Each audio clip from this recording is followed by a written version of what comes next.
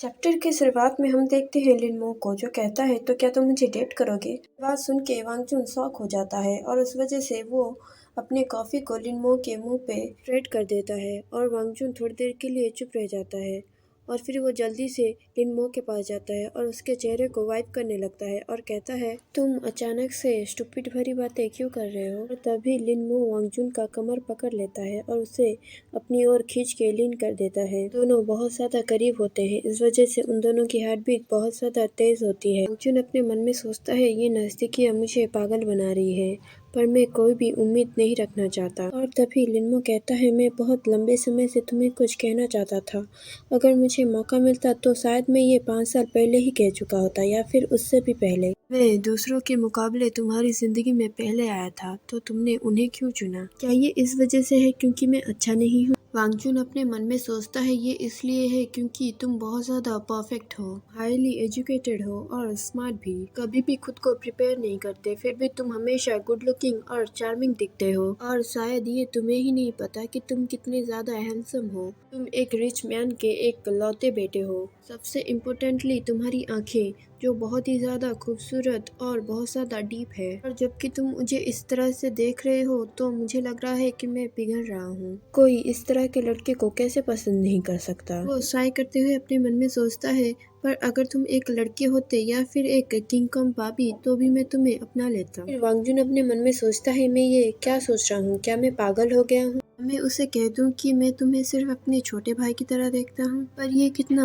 Old fashion लग रहा है। अगर ये मैं उसे क्लियरली ना कहूँ तो एंड में उसे ही हर्ट होगा और मैं अभी या फ्यूचर में उसे हर्ट नहीं करना चाहता। मुझे क्या करना चाहिए। और फिर वो वांगजुन को कहता है तुम पागल लड़के, ऐसी बात नहीं है कि मैंने हमेशा दूसरों को चुना, पर मेरी कुछ चाहते हैं जिसे तुम पूरा नहीं कर सकते। लियो थोड़ी देर के लिए चुप रहता है और फिर कहता है तो फिर तुम अब से अपनी चाहत को चेंज कर लो। वांगजुन बहुत ज्यादा शॉक होता है और वो अपने मन में सोचता है तुमने ये क्यों नहीं पूछा कि मेरी चाहत क्या है, तुम अनएक्सपेक्टेड बातें क्यों कर रहे हो। लिनमो बहुत ही ज्यादा क्यूट फेस बना के वांगजुन के आंसर का इंतजार कर रहा होता है। वांगजुन कहता है ये कोई ऐसी चीज नहीं है जिसे हम बात करके चेंज कर ले, और अगर मैं तुम्हें शुरू से ही पसंद कर सकता तो मैं। और तभी लिनमो वांगजुन को किस कर लेता है और फिर वो दोनों एक डीप किस के बाद अलग होते हैं। लिनमो कहता है मैं ये नहीं सुनना चाहता कि तुम मुझे पसंद नहीं करते। आगे से जब भी तुम ये बात कहने की कोशिश करोगे तो मैं तुम्हें इसी तरह से किस करूंगा, तब तक जब तक तुम ये नहीं कहते कि तुम मुझसे प्यार करते हो। फिर लिनमो कहता है क्या तुम भूल गए हो कि हमने किस से भी ज्यादा कुछ किया है। फिर वांगजुन ब्लश होते हुए अपने मन में सोचता है एक किस से भी ज्यादा। लिनमो फिर से वांगजुन के करीब आने लगता है तो लिनमो कहता है तुम क्या कर रहे हो, रुको, मैं सीरियसली इस पर पागल होने वाला हूँ।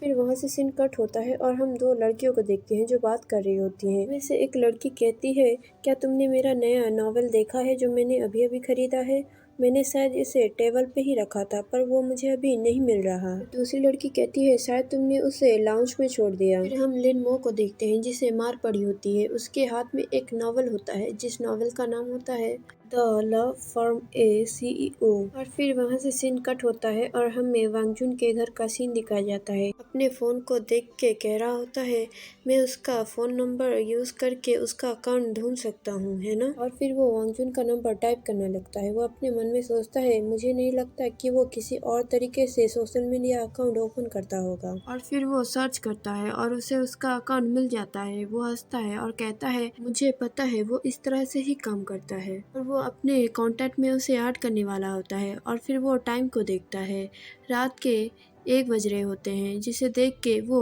लेट जाता है और अपने मन में सोचता है क्या वो अभी सो रहा होगा। फिर वो ब्लश करने लगता है। वो अपने मन में सोचता है हम दोनों एक दूसरे के साथ सोए थे और उसके बाद उसने मुझे अपना लव कन्फेस किया, तो क्या मैं अगर अभी उसे ऐड करूंगा तो वो मेरे बारे में कुछ गलत सोचेगा। फिर वो रेस्टोरेंट के सीन के बारे में सोचता है। वो सोचता है कि मैंने उसे फोर्सफुली पीछे ढकेल दिया था, मैं वरीड हूँ कि अगर उस वजह से उसे सैड फील हो रहा होगा। वांगजुन ने लिनमो के सिर पे बहुत जोर से मारा था और गाली दे के कहा था कि तुम ये क्या कर रहे हो। और फिर लिनमो एक कोने में बैठ के रोने लगा।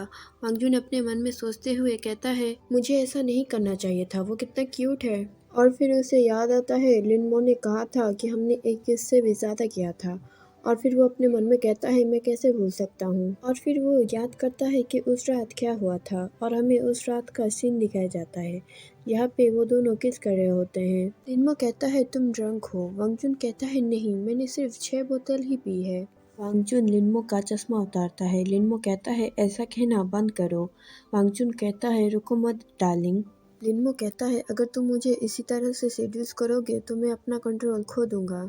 पर वांगचुन तो नशे में होता है। वो लिनमो को पुश करके उसके ऊपर आ जाता है और कहता है मुझे एग्रेसिवली ये करना पसंद है। वांगचुन लिनमो के गले पे निप्पल कर रहा होता है और वो धीरे धीरे नीचे जा रहा होता है। लिनमो बहुत ही ज़्यादा ब्लश कर रहा होता है और वो वांगचुन को रोकता है और उसके ऊपर आ जाता है।